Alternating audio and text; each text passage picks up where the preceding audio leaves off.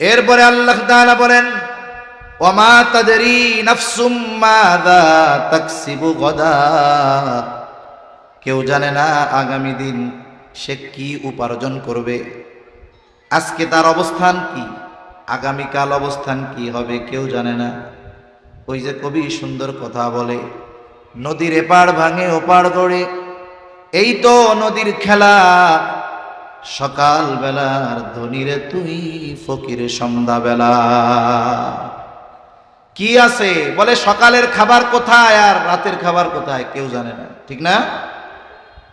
সেজন্য আল্লাহ তাআলা বলেন, ওয়ামা তাদরি নাফসুম মাযা তাকসিবু গাদা, কেউ জানে না আগামী দিন কি সে উপার্জন করবে, কার অবস্থা আগামীকাল কি হবে, আজকের অবস্থার সাথে কালকের অবস্থার কি হবে কেউ জানে না। আজকে যার হাতে কিছু নাই, কালকে হয়তো সে বাদশা হয়ে যাইতে পারে, ঠিক কিনা বলেন? কিছুই ছিল না বলে সেও হয়তো ক্ষমতার মসনদে বসে যাইতে পারে। এরপরে আল্লাহ তাআলা বলেন, কেউ জানে না আগামীকাল সে কি উপার্জন করবে। ওয়ামা তাদরি নাফসুম মাযা তাকসিবু গাদা ওয়ামা তাদরি নাফসুম বিআইয়ি আরদিন তামুত, কেউ জানে না কোন জমিনে তার মৃত্যু হবে। তার মৃত্যু আল্লাহ কোন জমিনে কোথায় লিখে রাখছেন এটা কেউ জানে না। হাদিসের মধ্যে আসছে, যার মৃত্যু যেখানে লেখা ওইখানে যদি তার কোনো প্রয়োজন নাও থাকে, আল্লাহ প্রয়োজন সৃষ্টি করে তাকে ওই জায়গায় নিয়ে যাবে। আল্লাহ তাআলা প্রয়োজন সৃষ্টি করবে। অনেক সময় অনেক মানুষ আছে জীবনে মেইন রোডে যায় না, বলে যেই দিন গেছে ওই দিনই ট্রাকের চাকায় পিষ্ট হয়ে মারা গেছে। মানুষ আফসোস করে বলে, আরে লোকটা জীবনে কোনোদিন ওই জায়গায় যায় নাই, আজকে গেল আজকেই শেষ। তার মানে ওই জায়গাটা তার মরণ ছিল, আল্লাহ প্রয়োজন সৃষ্টি করে তাকে ওখানে নিয়ে গেছে। এজন্য আমরা কেউ জানি না কোন জমিনে কোথায় কোন জায়গায় আমার আপনার মৃত্যু লেখা আছে। আমাদের উচিত সর্বদা ওই আখিরাতের প্রস্তুতি নেওয়া, আমাদেরকে অহেতুক কাজ থেকে বিরত থাকা, ভালো কাজ করা। আমরা আমাদের জীবনের ভালো গুরুত্বপূর্ণ কাজ কোনগুলো, আমাদের জীবনের গুরুত্বপূর্ণ কাজ কোনগুলো, এটা আমরা কিভাবে বাঁচবো একটা বিষয় খেয়াল করেন, তাহলে বুঝতে পারবো যে আমাদের জীবনের গুরুত্বপূর্ণ কাজ কি। আমরা যারা মুসলমান আছি প্রত্যেকেই মৃত্যুর ভয় আছে, আখিরাতের চিন্তা আছে, সে নামাজ পড়ুক আর না পড়ুক, ঠিক কিনা বলেন? সবাই চিন্তা করে। অনেকে আছে চায়ের দোকানে আড্ডা দেওয়াটাকে সেই গুরুত্বপূর্ণ কাজ মনে করে, অনেকে ফেসবুক মোবাইল টিপাকে গুরুত্বপূর্ণ কাজ মনে করে। মনে করেন এইখানে আমরা যারা আছি, আমাদের এই কয়জন, আমরা এখন নিশ্চিত হয়ে গেলাম যে এখন 9:25 বাজে, আমাদের সবার 10টার সময় মৃত্যু হবে। হাতে আছে কয় মিনিট? জোরে বলেন না, কয় মিনিট? এই মুহূর্তে কি করবেন চিন্তা করবেন? ফেসবুক বাইর করে একটা পোস্ট দেই যে গাইস 35 মিনিট পরে আমার মৃত্যু হবে। কেউ দিবে? আরেকজন কি চিন্তা করবে, আরে চার দোকানে যেয়ে চা খাইয়ে একটু আড্ডাটা জলদি করে দিয়াই, এই চিন্তা করবে? সব বাদ দিয়া ওযু কইরা মসজিদে ঢুকবো, 2 রাকাত নামাজ পড়বে, জীবনের শ্রেষ্ঠ নামাজ। যে ব্যক্তি জীবনে কোনোদিন আল্লাহর ভয় তো বহুদূর, ব্যথা পাইয়াও কান্দে নাই, ও দেখবেন কান্না শুরু করে দিছে আল্লাহর কাছে, আল্লাহ মাফ করে দেয়, আল্লাহ জাহান্নাম থেকে বাঁচাও, জীবনের সব মাফ করো।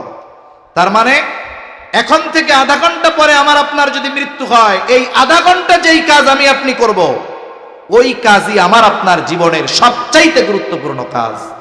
এই জন্য সম্মানিত উপস্থিতি, কোন সময় হায়াত শেষ হয়ে যায় আমরা কেউ জানি না, কিন্তু আখিরাতের পথের পথিক হতে হবে এ ব্যাপারে কোনো সন্দেহ নাই।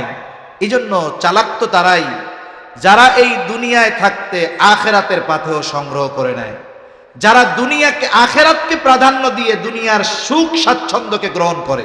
কারণ আল্লাহ তাআলা বলেছেন, মান কানা ইউরিদু হারসাল আখিরাতি নাজিদ লাহু ফি হারসি ওয়া মান কানা ইউরিদু হারসাদ দুনিয়া নুতিহি মিনহা ওয়া মা লাহু ফিল আখিরাতি মিন নাসিব। আল্লাহ তাআলা বলেন যে আল্লাহ তাআলার কাছে আখিরাতের ফসল চায়, আখিরাত চায়, আল্লাহ তাকে আখিরাত দেন, সাথে সাথে কি দেন? নাজিদ লাহু ফি হারসি। আল্লাহ বলেন আমি তার এই ফসলের মধ্যে প্রবৃদ্ধি দান করি। অতিরিক্ত কখন দেয়? বলে আগে পরিপূর্ণ দেওয়ার পরে এরপরে অতিরিক্তটা দেয়।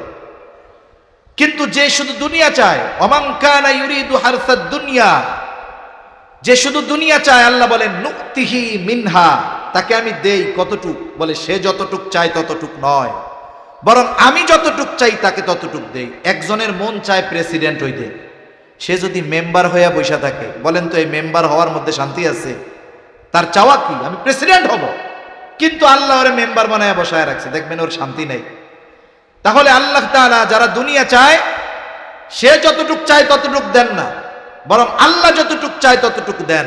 কিন্তু স্কুল হোক আর মাদ্রাসা হোক, যদি কোনো ছাত্র দুষ্টমি করে, এই দুষ্টমির মাত্রা যদি অতিক্রম করে ফেলে, অবাধ্যতা যদি মাত্রাতিরিক্ত হয়, সন্তান যদি পিতামাতার আনুগত্য না করে, কথা না শুনে, শিক্ষক ছাত্রকে শাস্তি দেয়, পিতামাতা সন্তানকে শাস্তি দেয়, শাস্তি দেওয়ার সময় অনেক সময় হয়তো প্রহার করা হয়, একটু কঠিন শাস্তি দেওয়া হয়। বলুন তো, শাস্তি যখন যাকে দেওয়া হয় তার কাছে কি শাস্তিটা ভালো লাগে? মনে মনে কয় কত বড় জালেম, আমারে মারলো। কিন্তু পিতা যে শাস্তি দিল, শিক্ষক যে শাস্তি দিল, বলেন তো এই শাস্তি কি ওকে ধ্বংস করার জন্য দিছে, নাকি ও সঠিক পথে যেন ফিরে আসে এই জন্য দিছে? নিশ্চয়ই সঠিক পথে ফিরে আসে যেন এই জন্য দিয়েছে। মুহাব্বত আছে, চাই যে গুনার পথ ছেড়ে ভালো পথে আসুক, এই জন্য শাস্তি দিছে যেন অন্যায় কাজটা আর না করে। আল্লাহ তাআলা আমাদেরকে মুহাব্বত করেন, ভালোবাসেন। মূলত আল্লাহ তাআলা চান না তার বান্দাদেরকে আযাব গজব দিয়ে সমূলে শেষ করে দিতে, তবে যতটুকু দেন এটা আমাদের পাপের কারণে হয়, আর আল্লাহ এই জন্য দেন যেন এই শাস্তি আস্বাদন করে আমরা আল্লাহর দিকে ফিরে যাই। এজন্য ভূমিকম্প হয়, এটা আমাদের হাতের কামাই। বলে ভূমিকম্প কেন হয়? জমিনে পাপাচার যখন বাড়ে ভূমিকম্প বেড়ে যায়, জমিনের মধ্যে জুলুম বেড়ে যায়, ভূমিকম্প বেড়ে যায়। দোকানদার ওজনে কম দেওয়া শুরু করে, বলে ভূমিকম্প বেড়ে যায়। নাচ গান অশ্লীলতা মদ্যপান বেড়ে যায়, বলে ভূমিকম্প বেড়ে যায়। তাহলে জমিনে ভূমিকম্প সংগঠিত হওয়ার অন্যতম কারণ হলো এই আল্লাহর জমিনে পাপাচার অনাচার অশ্লীলতা বেড়ে যাওয়া। এজন্য যদি বড় ধরনের ক্ষতি থেকে বাঁচতে হয়, আমাদেরকে পাপ মুক্ত জীবন গঠন করতে হবে। আল্লাহ তৌফিক দান করেন। এরপরে নবীজি সাল্লাল্লাহু আলাইহি ওয়াসাল্লাম জানায় দেন, ওয়ায়াতাকারাবাজ জামান, কিয়ামতের আগে সময় সংকুচিত হয়ে যাবে। মনে হবে এক জুমা থেকে আরেক জুমা কেমন যেন চোখের পলকে চলে আসছে। হাদিসের মধ্যে আসছে, এক যুগ কেমন যেন বছরের ন্যায় হয়ে যাবে, বছর কেমন যেন মাসের ন্যায় হয়ে যাবে, মাস কেমন যেন সপ্তাহের ন্যায় হয়ে যাবে, সপ্তাহ কেমন যেন দিনের ন্যায় হয়ে যাবে, আর দিন কেমন যেন ঘন্টার মতো হয়ে যাবে, ঘন্টা কেমন যেন মিনিটের মতো হয়ে যাবে, আর প্রতিটা মিনিট কেমন যেন সেকেন্ডের ন্যায় হয়ে যাবে। তার মানে কিয়ামতের আগে সময় সংকুচিত হয়ে যাবে। আগেও তো 12 বছরে এক যুগ ছিল, 12 মাসে এক বছর ছিল, 7 দিনে এক সপ্তাহ ছিল, 24 ঘন্টায় এক দিন ছিল, 60 মিনিটে 1 ঘন্টা ছিল, 60 সেকেন্ডে 1 মিনিট ছিল।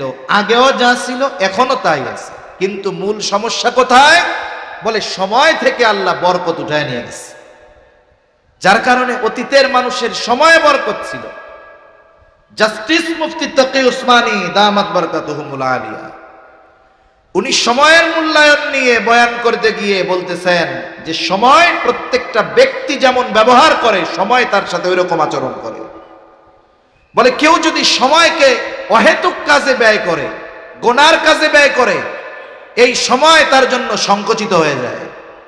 কিন্তু সময়কে যদি কেউ ভালো কাজে ব্যয় করে, ওই সময়ের মধ্যে আল্লাহ বরকত দিয়ে দেয়। যেমন চায়ের দোকানে জোহরের পর থেকে নিয়ে রাত 10টা পর্যন্ত বসে থাকে, কষ্ট হয় না? অনেক মানুষ এমন আছে না নাই? কিন্তু মসজিদে আইসা ইমাম সাহেবের 2 রাকাত নামাজ 7 মিনিটের জায়গায় 8 মিনিট লাগলে কাশি শুরু হয়ে যায়। বল খেলা টেলিভিশনের পর্দায় 5 ঘন্টা 6 ঘন্টা নিয়ে দেখতে সমস্যা হয় না, কিন্তু কোরআন দেখে 2 পৃষ্ঠা পড়তে গেলে কলিজা ছটফট করে, আছে না নাই? বসায় রাখা যায় না মসজিদের মধ্যে। জাগতিক অহেতুক আড্ডায় ঘন্টার পর ঘন্টা পার হয়ে যায়। জুমার দিন ইমাম সাহেব কোনো মতে সালাম ফিরাইতে দিরি 50 জনের ঘাড়ে পাড়া দিয়া মসজিদ থেকে বাহির না হইলে তার ভালো লাগে না, আছে না নাই? এই যে ভালো কাজে দেখবেন অস্থিরতা কাজ করে, যদি এই অস্থিরতাকে জয় করে, ইমাম বুখারী রাহমাতুল্লাহি আলাইহি 56 বছর বাঁচছে, অথচ এই অল্প হায়াতে তারা যেই পরিমাণ লিখে গেছে আমরা তাদের চেয়ে বেশি হায়াত পেয়ে ওই পরিমাণ পড়তেই পারি না। ওটা তো অনেক আগের কথা, নিকট অতীতের কথা বলি। হাকিমুল উম্মাত আশরাফ আলী থানভী রাহমাতুল্লাহি আলাইহি, ওনার যেই রচনা, ওনার যেই লেখা, উনি যা লিখে গিয়েছেন গোটা হায়াতে, কত খেদমত করেছেন দ্বীনের, এরপরে যা লিখছেন গোটা হায়াতে আমরা পড়ে শেষ করতে পারি না। কেন? বলে ওনাদের হায়াতে বরকত ছিল, সময়কে ভালো কাজে লাগাইছে। এই জন্য আমরাও যদি সময়ে হায়াতে বরকত চাই, অহেতুক ফালতু কাজ বাদ দিয়ে ভালো কাজে মনোনিবেশ করতে হবে ইনশাআল্লাহ। বলেন তাহলে কিয়ামতের আগে নবীজি বলেন ওয়া তাকারাবাজ জামান, কিয়ামত ততক্ষণ সংগঠিত হবে না যতক্ষণ না সময় সংকুচিত হবে। এরপরে নবীজি বলেন ওয়াতাযহারুল ফিতান, কিয়ামতের আগে ফিতনা প্রকাশ পাবে, ততক্ষণ কিয়ামত হবে না। এখানে ফিতনা দ্বারা উদ্দেশ্য হলো মাসীহ দাজ্জাল। ওই দাজ্জালের আগসের অন্তরেই মাটির মোহাব্বত থাকে, বলে যাদের অন্তরে ঈমান থাকে। একমাত্র ঈমানদারদের মধ্যেই দেশপ্রেম থাকে, ঈমানদারদের মধ্যেই উম্মাহ প্রেম থাকে। আর যারা মুখে স্বাধীনতার ওই বিষয়গুলোকে নিয়ে, যারা ৭১ পতাকা, জাতীয় সঙ্গীতের চেতনাকে নিয়ে দেশপ্রেম হাইলাইট করে, এই সবগুলা চিটিং বাজার বাটপার, এরা সময় মতো দেখবেন একটাও দেশের মধ্যে থাকবে না। কারণ আমাকে আপনাকে থাকতে হবে। আপনার কানাডায় বাড়ি নাই, আমারও কানাডায় বাড়ি নাই, ওরা তো পালাইয়া পাশের দেশে চলে যাওয়ার অবস্থা হয়েছে, কিন্তু আমাকে আপনাকে পাশের দেশে ঢোকার কোনো সুযোগ দেওয়া হবে না। হয়তো মরতে হবে, না হয় বঙ্গোপসাগরের মধ্যে ছুটতে হবে, এছাড়া উপায় নাই। এখন যদি মৃত্যুই হয় সর্বশেষ অবস্থা, তাহলে ঈমানের সাথে জালেমদের বিরুদ্ধে লড়াই করে মরাই শ্রেয়, ঠিক কিনা বলেন? সেজন্য সম্মানিত উপস্থিতি, প্রস্তুত থাকতে হবে আমাদের। তাহলে কিয়ামতের আগে সবচেয়ে বড় ফিতনা হলো দাজ্জালের ফিতনা। নবীজি সাল্লাল্লাহু আলাইহি ওয়াসাল্লাম এই ফিতনা থেকে বাঁচার আমল আমাদের শিখায়া দিয়েছেন।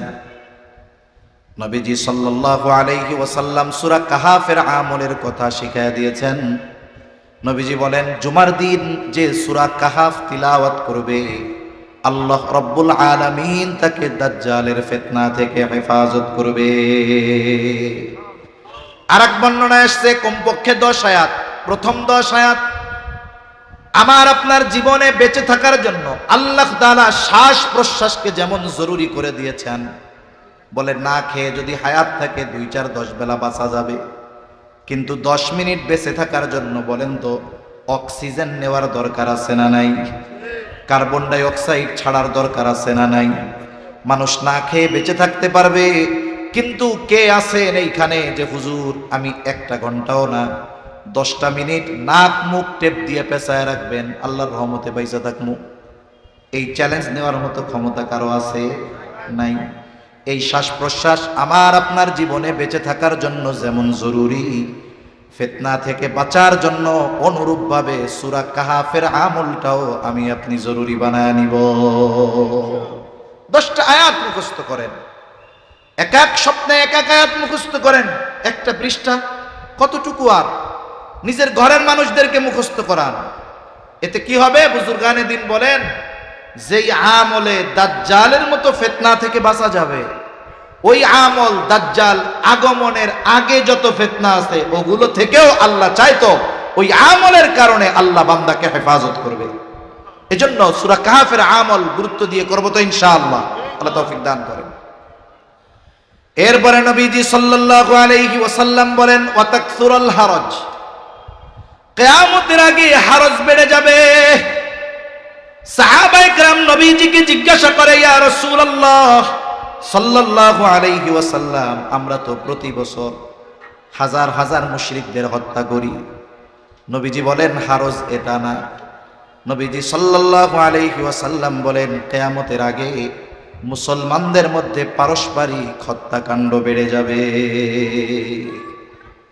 চাচা ভাতিজাকে খুন করবে, ভাতিজা চাচাকে খুন করবে, এক প্রতিবেশী অপর প্রতিবেশীকে খুন করবে, বাবা ছেলেকে, ছেলে বাবাকে, মামা ভাগিনাকে, ভাগিনা মামাকে।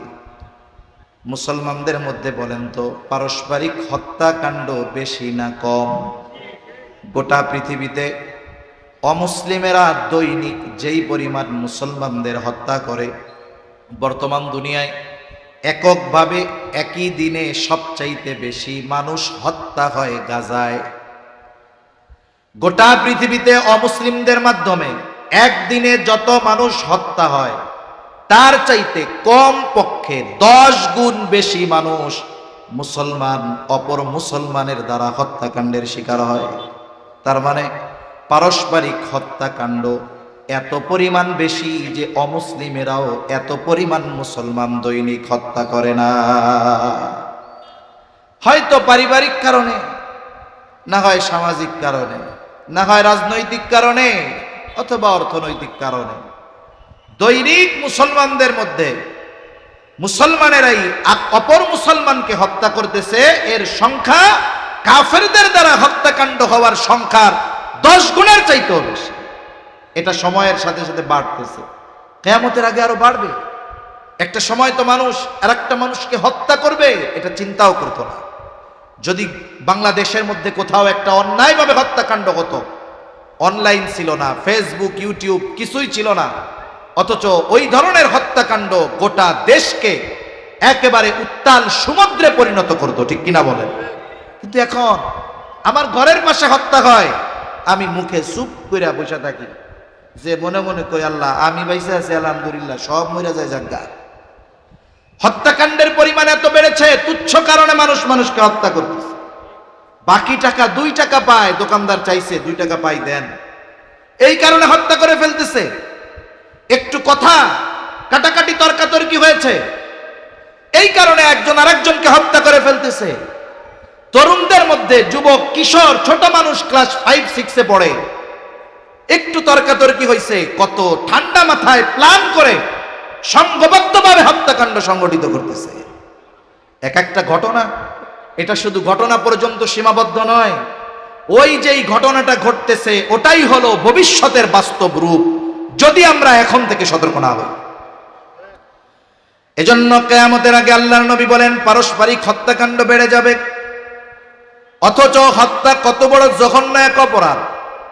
রাসূলুল্লাহ সাল্লাল্লাহু আলাইহি ওয়াসাল্লাম বলেন সিবাবুল মুমিনি ফুসুকুন ওয়া কিতালুহু কুফর। নবীজি সাল্লাল্লাহু আলাইহি ওয়াসাল্লাম বলেন মুমিনকে গালি দেওয়া ফাসিকি পাপের কাজ, আর হত্যা করা কুফরি। অথচ এই হত্যাকাণ্ড অহরহ হইতেছে। মুমিনকে গালি দেওয়া যেখানে নিষেধ, মুমিনকে গালি দেওয়া যেখানে ইসলাম মানা করেছে, সেখানে হত্যাকাণ্ড আমাদের কাছে সাধারণ হয়ে গেছে। অথচ দেখুন এই জবান হেফাজতের মাধ্যমেই জান্নাতের নিশ্চয়তা পাওয়া যায়। আর যত ধরনের অন্যায় সংগঠিত হয়, অধিকাংশ অন্যায়ের সূচনা হয় এই জবান থেকে। এজন্য নবীজি সাল্লাল্লাহু আলাইহি ওয়াসাল্লাম বলেন আল মুসলিমু মান সালিমাল মুসলিমুনা মিন লিসানিহি ওয়া ইয়াদিহি। নবীজি সাল্লাল্লাহু আলাইহি ওয়াসাল্লাম বলেন মুসলমানকে বলে যে যত বেশি গরুর গোশত খাইতে পারে সে তত বড় মুসলমান, ঠিক না? মুসলমানে নিলেই মুসলমান না, গরুর গোশত বেশি খাইলেই মুসলমান না। নবীজি বলেন প্রকৃত মুসলমান হলো সে যার জবান এবং হাতের অনিষ্ট থেকে অপর মুসলমান নিরাপদ থাকে। এখন আমাকে এই হাদিসের আলোকে আমার ওজন মাপতে হবে, আসলে মুসলমানিত্ব আমার মধ্যে আছে নাকি? হতে পারে আমাদের রাজনৈতিক চিন্তাধারা ভিন্ন, হতে পারে আমাদের চিন্তা ভাবনা ভিন্ন, দল ভিন্ন, কিন্তু সবাই মুসলমান। এখন বলুন তো দলের স্বার্থকে কেন্দ্র করে অপর আর এক মুসলমানকে গালি দেওয়া যাবে? জোরে বলেন যাবে নাকি? মাথা ফাটানো যাবে নাকি? যাবে না। এজন্য আমাদের মধ্যে ইউনিটি দরকার। দল মত ভিন্ন হতে পারে, কিন্তু মুসলিম হিসাবে আমি অপর মুসলমানের হকগুলোর ব্যাপারে খেয়াল রাখব। তাহলে জবান হেফাজতের মাধ্যমে মুসলমান হওয়া যায়। জবান যার হেফাজত নাই, নিয়ন্ত্রণে নাই, ও মুসলমান হইতে পারবে না। আবার নবীজি সাল্লাল্লাহু আলাইহি ওয়াসাল্লাম বলেন, তোমরা আমাকে দুটো জিনিস হেফাজতের গ্যারান্টি দাও, আমি তোমাদের জান্নাতের গ্যারান্টি দিব। একটা হলো উভয় চোয়ালের মধ্যবর্তী গোশতের টুকরা চাপ জিহ্বা, আর একটা হলো উভয়ের মধ্যবর্তী স্থান লজ্জা স্থান। নবীজি বলেন, এই দুইটা জিনিস হেফাজতের নিশ্চয়তা দাও, আমি তোমাদের জান্নাতের নিশ্চয়তা দিব। তার মানে যদি কেউ প্রকৃত মুসলমান হতে চায়, জবান হেফাজতের দরকার। জান্নাতের নিশ্চয়তা যদি নবীর থেকে পেতে চায়, জবান হেফাজতের দরকার।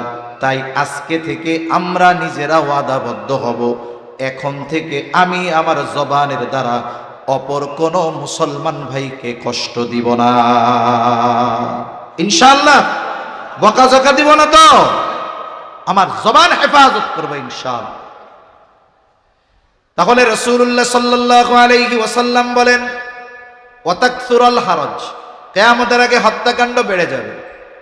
হত্যাকাণ্ড এত পরিমাণ বাড়বে, নবীজি বলেন কিয়ামতের আগে হত্যাকাণ্ড এত পরিমাণ বাড়বে, যে হত্যা করবে, যাকে হত্যা করবে সে জানবে না কেন তারে হত্যা করলাম, আবার যাকে হত্যা করা হবে সেও জানবে না কেন আমাকে হত্যা করা হলো।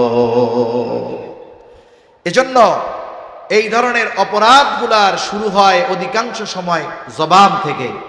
এই জবানকে যদি আমরা নিয়ন্ত্রণে আনতে পারি, আশা করা যায় অনেক অনাকাঙ্ক্ষিত ঘটনা থেকে আমরা বাঁচতে পারবো। আল্লাহ আমাদের জবান হেফাজতের তৌফিক দান করেন। জবান খুলে বলি আমিন। 6 নম্বর, নবীজি সাল্লাল্লাহু আলাইহি ওয়াসাল্লাম বলেন, কিয়ামতের আগে মানুষের সম্পদ এত পরিমাণ বাড়বে যে সম্পদ উপচে পড়বে। মুফাসসিরিন মুহাদ্দিসিন কেরাম বলেন, এই অবস্থাটা কিয়ামতের একেবারে আগে হবে। ঈসা আলাইহিস সালামের জামানায় এরকম ঘটনা ঘটবে। গোটা পৃথিবীতে মুসলমানেরা এতটা স্বাবলম্বী হবে, সচ্ছল হয়ে যাবে যে সদকা দেওয়ার মতো মানুষ খুঁজে পাবে না, টাকা পয়সা দেওয়ার মতো মানুষ খুঁজে পাবে না। এই পরিমাণ সচ্ছলতা মুসলমানদের মধ্যে আসবে। মানুষের সম্পদের মধ্যে এত প্রবৃদ্ধি ঘটবে যে মানুষের সম্পদ উপচায়া পড়বে, কিন্তু দান সাদকা করার মতো মানুষ খুঁজে পাবে না। নবীজি বলেন, এই 6টি বিষয় সংগঠিত হওয়ার আগে কিয়ামত সংগঠিত হবে না। তাহলে আসেন এবার আয়াতের দিকে ফিরে যাই। আল্লাহ রাব্বুল আলামিন 1 নম্বরে বলেন, ইন্নাল্লাহা ইনদাহু ইলমুস সাআহ। তাহলে কিয়ামতের ইলম তথা কিয়ামত সংগঠিত কখন হবে, এই ইলম একমাত্র যার কাছে তিনি কে? 2 নম্বর, আল্লাহ তাআলা বলেন, ওয়া ইউনাজ্জিলুল গায়থ, তিনি বৃষ্টি নামান। মেঘ হলেই বৃষ্টি হয় না। অনেক সময় আমরা দেখি গোটা আকাশ দুপুর বেলায় অন্ধকার মেঘে ছেয়ে গেছে। দুপুর 12টা, মনে হচ্ছে রাত 12টা, মানুষেরা ঘরে চলে গেছে যে বৃষ্টিতে আজকে অবস্থা খারাপ। 5 মিনিট পর দমকা হাওয়া, মুহূর্তের মধ্যে আকাশ ক্লিয়ার হয় কি হয় না? আবার অনেক সময় রোদও আছে, আকাশে মাথার উপরে মেঘও নাই, ধুমসে বৃষ্টি নামা শুরু হয়ে গেছে। এই জন্য মেঘ হলেই বৃষ্টি হয় না, বরং বৃষ্টি যিনি দেন তিনি কে? এরপরে আল্লাহ তাআলা বলেন, ওয়া ইয়ালামু মা ফিল আরহাম, মায়ের রেহেমে মাতৃগর্ভে কি আছে, ছেলে না মেয়ে, এটা কেউ জানে না, জানে কে? এখন কইতে পারেন হুজুর, হওয়ার আগেই তো আল্ট্রাসোনোগ্রাফির মাধ্যমে আমরা জেনে যাই। বলে হ্যাঁ জানেন, ঠিক আছে, তবে কখন জানেন? আল্লাহ তাআলা আকৃতি দেন, এরপরে জানেন। কিন্তু এর আগেও তো প্রায় 4 মাস 120 দিন মায়ের পেটে থাকে, রক্তপিণ্ড হিসাবে থাকে, মাংসপিণ্ড হিসাবে থাকে। আকৃতি আসার আগে দুনিয়ার কোন বিজ্ঞান আছে, বিজ্ঞানী আছে শুধুমাত্র ওই রক্ত, জমাট রক্ত আর মাংসপিণ্ড গবেষণা করে বলবে এটা ছেলে না মেয়ে। এটা বলার ক্ষমতা কারো নাই। বরং আল্ট্রাসোনোগ্রামের মাধ্যমে বলতে পারে কখন, বলে ওই সন্তানকে মায়ের পেটে যখন আল্লাহ তাআলা আকৃতি দেয় তখন শুধু বলতে পারে পেটে ছেলে নামে, এর আগে বলতে পারে না। এর আগে বলার মতো ক্ষমতা কারো নাই। এরপরে আল্লাহ তাআলা বলেন ওয়ামা তাদরি নাফসুম মাযা তাকসিবু গাদা, কেউ জানে না আগামী দিন সে কি উপার্জন করবে, আজকে তার অবস্থান কি, আগামীকাল অবস্থান কি হবে কেউ জানে না। ওই যে কবি সুন্দর কথা বলে, নদীর এপার ভাঙে ওপার গড়ে, এই তো নদীর খেলা, সকাল বেলার ধনীরে তুই ফকির সন্ধ্যাবেলা। কি আছে বলে সকালের খাবার কোথায় আর রাতের খাবার কোথায় কেউ জানে না, ঠিক না? সেজন্য আল্লাহ তাআলা বলেন ওয়ামা তাদরি নাফসুম মাযা তাকসিবু গাদা, কেউ জানে না আগামী দিন কি সে উপার্জন করবে, কার অবস্থা আগামীকাল কি হবে, আজকের অবস্থার সাথে কালকের অবস্থার কি হবে কেউ জানে না। আজকে যার হাতে কিছু নাই কালকে হয়তো সে বাদশা হয়ে যাইতে পারে, ঠিক কিনা বলেন? কিছুই ছিল না বলে সেও হয়তো ক্ষমতার মসনদে বসে যাইতে পারে। এরপরে আল্লাহ তাআলা বলেন কেউ জানে না আগামীকাল সে কি উপার্জন করবে। ওয়ামা তাদরি নাফসুম মাযা তাকসিবু গাদা ওয়ামা তাদরি নাফসুম বিআইয়ি আরদিন তামুত, কেউ জানে না কোন জমিনে তার মৃত্যু হবে, তার মৃত্যু আল্লাহ কোন জমিনে কোথায় লিখে রাখছেন এটা কেউ জানে না। হাদিসের মধ্যে আসছে যার মৃত্যু যেখানে লেখা ওইখানে যদি তার কোনো প্রয়োজন নাও থাকে আল্লাহ প্রয়োজন সৃষ্টি করে তাকে ওই জায়গায় নিয়ে যাবে। আল্লাহ তাআলা প্রয়োজন সৃষ্টি করবে। অনেক সময় অনেক মানুষ আছে জীবনে মেইন রোডে যায় না, বলে যেই দিন গেছে ওই দিনই ট্রাকের চাকায় পিষ্ট হয়ে মারা গেছে।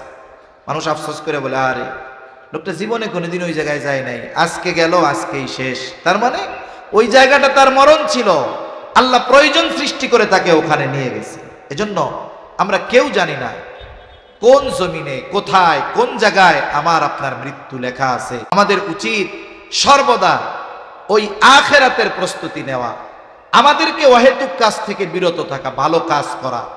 আমরা আমাদের জীবনের ভালো গুরুত্বপূর্ণ কাজ কোনগুলো, আমাদের জীবনের গুরুত্বপূর্ণ কাজ কোনগুলো, এটা আমরা কিভাবে বাঁচবো একটা বিষয় খেয়াল করেন তাহলে বুঝতে পারবো যে আমাদের জীবনের গুরুত্বপূর্ণ কাজ কি। আমরা যারা মুসলমান আছি প্রত্যেকেই মৃত্যুর ভয় আছে, আখেরাতের চিন্তা আছে, সে নামাজ পড়ুক আর না পড়ুক, ঠিক কিনা বলেন? সবাই চিন্তা করে। অনেকে আছে চায়ের দোকানে আড্ডা দেওয়াটাকে সেই গুরুত্বপূর্ণ কাজ মনে করে, অনেকে ফেসবুক মোবাইল টিপাকে গুরুত্বপূর্ণ কাজ মনে করে। মনে করেন এইখানে আমরা যারা আছি আমাদের এই কয়জন, আমরা এখন নিশ্চিত হয়ে গেলাম যে এখন 9:25 বাজে, আমাদের সবার 10টার সময় মৃত্যু হবে। হাতে আছে কয় মিনিট? জোরে বলেন না, কয় মিনিট? এই মুহূর্তে কি করবেন চিন্তা করবেন? ফেসবুক বাইর করে একটা পোস্ট দেই যে গাইস 35 মিনিট পরে আমার মৃত্যু হবে, কেউ দিবে? আরেকজন কি চিন্তা করবে আরে চার দোকানে যাই চা খাই একটু আড্ডাটা জলদি করে দিয়াই, এই চিন্তা করবে? সব বাদ দিয়া ওযু কইরা মসজিদে ঢুকবো, দুই রাকাত নামাজ পড়বে, জীবনের শ্রেষ্ঠ নামাজ। যে ব্যক্তি জীবনে কোনোদিন আল্লাহর ভয় তো বহুদূর, ব্যথা পাইয়াও কান্দে নাই, ও দেখবেন কান্না শুরু করে দিছে আল্লাহর কাছে, আল্লাহ মাফ করে দেয়, আল্লাহ জাহান্নাম থেকে বাঁচাও, জীবনের সব মাফ করো। তার মানে এখন থেকে আধা ঘন্টা পরে আমার আপনার যদি মৃত্যু হয়, এই আধা ঘন্টা যেই কাজ আমি আপনি করব ওই কাজই আমার আপনার জীবনের সবচাইতে গুরুত্বপূর্ণ কাজ। এই জন্য সম্মানিত উপস্থিতি, কোন সময় হায়াত শেষ হয়ে যায় আমরা কেউ জানি না, কিন্তু আখিরাতের পথের পথিক হতে হবে এ ব্যাপারে কোনো সন্দেহ নাই। এই জন্য চালাক তো তারাই যারা এই দুনিয়ায় থাকতে আখিরাতের পাথেও সংগ্রহ করে নেয়, যারা দুনিয়াকে আখিরাতকে প্রাধান্য দিয়ে দুনিয়ার সুখ স্বাচ্ছন্দ্যকে গ্রহণ করে। কারণ আল্লাহ তাআলা বলেছেন মান কানা ইউরিদু হারসাল আখিরাতি নাজিদ লাহু ফি হারসি ওয়া মান কানা ইউরিদু হারসাদ দুনিয়া নুতিহি মিনহা ওয়া মা লাহু ফিল আখিরাতি মিন নাসিব। আল্লাহ তাআলা বলেন যে আল্লাহ তাআলার কাছে আখিরাতের ফসল চায়, আখিরাত চায়, আল্লাহ তাকে আখিরাত দেন, সাথে সাথে কি দেন? নাজিদ লাহু ফি হারফি। আল্লাহ বলেন আমি তার এই ফসলের মধ্যে প্রবৃদ্ধি দান করি। অতিরিক্ত কখন দেয়? বলে আগে পরিপূর্ণ দেওয়ার পরে এরপরে অতিরিক্তটা দেয়। কিন্তু যে শুধু দুনিয়া চায়, ওমান কানা ইউরিদু হারসাদ দুনিয়া, যে শুধু দুনিয়া চায়, আল্লাহ বলেন নুক্তিহি মিনহা, তাকে আমি দেই কতটুক? বলে সে যতটুক চায় ততটুক নয়, বরং আমি যতটুক চাই তাকে ততটুক দেই। একজনের মন চায় প্রেসিডেন্ট হইতে, সে যদি মেম্বার হইয়া বসে থাকে, বলেন তো এই মেম্বার হওয়ার মধ্যে শান্তি আছে? তার চাওয়া কি? আমি প্রেসিডেন্ট হব, কিন্তু আল্লাহ ওরে মেম্বার বানায় বসায় রাখছে, দেখবেন ওর শান্তি নেই। তাহলে আল্লাহ তাআলা যারা দুনিয়া চায়, সে যতটুক চায় ততটুক দেন না, বরং আল্লাহ যতটুক চায় ততটুক দেন। কিন্তু ক্ষতি কি? ওমা লাহু ফিল আখিরাতি মিন নসিব, আখিরাতে তার জন্য কিছু নাই। এজন্য দুনিয়া কেমন? বলে অনেক সময় বাজারে গেলে 5 লিটারের তেলের সাথে 100 গ্রামের একটা সাবান ফ্রি দেয়। দেয় কি দেয় না? মাঝে মধ্যে আপনি যেই দোকানে বাজার করেন, ওরে গিয়ে যদি বলেন 5 বছর ধরে তোমার দোকান থেকে বাজার কিনতেছি, আজকে আর আসল কিনবো না, ফ্রি সাবানটা দিয়ে দাও, দিবে? বলবে ভাই আপনি তেল কিনেন, সাবান ফ্রি পেয়ে যাবেন। আমি আপনি যদি আখিরাত চাই, ওই তেল কিনলে যেমন সাবান ওই দোকানদার এমনি দিয়ে দেয়, আল্লাহর কাছে যদি আখিরাত চাই, জীবনকে যদি আখিরাতকে অগ্রাধিকার দিয়ে গড়ি, তাহলে দুনিয়া অটোমেটিক আমাদের দিবেন কে? আল্লাহ দিবেন। আল্লাহ কথাগুলো বুঝবার তৌফিক দান করেন। বুজুর্গানে দিন ওলামা হযরত আসতেছেন, গুরুত্বপূর্ণ আলোচনা হবে। আমার আলোচনা শেষ, তবে এখন আপনাদের কাছে একটু আরজি। এই যে মাদ্রাসা, কত সুন্দর এক মাদ্রাসা, মাদ্রাসার পরিচালক যেমন যোগ্য, প্রতিষ্ঠাতারাও তেমন যোগ্য, মাদ্রাসার পরিবেশও সুন্দর আলহামদুলিল্লাহ, পড়ালেখাও আলহামদুলিল্লাহ অনেক সুন্দর। আশেপাশের প্রতিষ্ঠানগুলোর মধ্যে অন্যতম একটি সুন্দর প্রতিষ্ঠান, মনোরম একটি প্রতিষ্ঠান। এই প্রতিষ্ঠানগুলোতে শুধুমাত্র সচ্ছল অভিভাবকের সন্তানেরা পড়ে এমনটা নয়, অনেক সময় এমন মানুষের সন্তানেরাও পড়ে যারা নিজেদের দৈনিক খাবার অর্জন করতে পারে না, খাবারের ব্যবস্থা করতে পারে না। বাংলাদেশের সমীকরণ হলো, এদেশে এনজিওরা এসেছিল দারিদ্রতা বিমোচনার নামে, অসহায়দেরকে সহায়তা করার জন্য। কিন্তু বাংলাদেশের সমীকরণ এই যে এতিম, অসহায়, অনাথ, দরিদ্র যারা আছে, সবচাইতে বেশি এই ধরনের কওমি মাদ্রাসাগুলায় তাদের লালন পালন, প্রতিপালন, পড়ালেখা, খাদ্য, বস্ত্র, চিকিৎসা, বাসস্থান, যেই মৌলিক অধিকার, এগুলো এই মাদ্রাসাগুলো থেকে ব্যবস্থা করা হয়। এনজিওরা চুষে নিয়ে যাচ্ছে, কিন্তু এই মাদ্রাসাগুলো আপনাদের সহযোগিতার কারণে সারা বাংলাদেশে লক্ষ লক্ষ অসহায়, ইয়তীম, অনাথ শিশুদের লালন পালন সহ লেখাপড়া, চিকিৎসা, পোশাক, এগুলোর ব্যবস্থাও করতেছে। আপনারাই দিয়ে থাকেন, আপনারাই দিয়েছেন। আবার কিছু কিছু সময় কিছু কিছু মানুষ একটা উপলক্ষে কিছু সহযোগিতা করে।